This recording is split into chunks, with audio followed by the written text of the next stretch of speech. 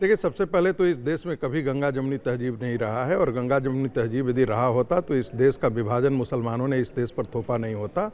दूसरी बात, यदि गंगा जमुनी तहजीब रही होती तो जहाँ पर मुस्लिम मेजोरिटी में हो जाता है वहाँ पर ये नहीं कहता कि हम अब आकर के अब मंदिर की घंटियाँ नहीं बजेगी, अब हम यहाँ पर मुसलमान जो है वो बहुसंख्यक हो गया है, और उसमें मद्रास हाई कोर्ट का इंटरवेंशन करना नहीं पड़ता कि हाँ भाई नहीं ऐसा है, क्योंकि आप मेजोरिटी हो गए हैं तो इसका मतलब ये नहीं है कि आप वहाँ पर मंदिर की घंटियाँ नहीं बजेगी। तो ये बात तो छोड़ दीजिए, जहाँ जहाँ मुस्लिम बहुसंख्यक होता है वो इलाके संवेदनशील हो जाते हैं। उस इलाकों से होता है कि आप यात्रा नहीं निकाल सकते, शोभा यात्रा नहीं निकाल सकते। आपने देखा होगा कि बंगाल के अंदर नहीं,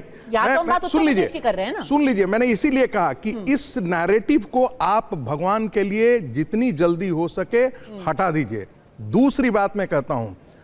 मैं पूरे इस्लाम के पैटर्न को रह करता हूं कि दुनिया में कहीं भी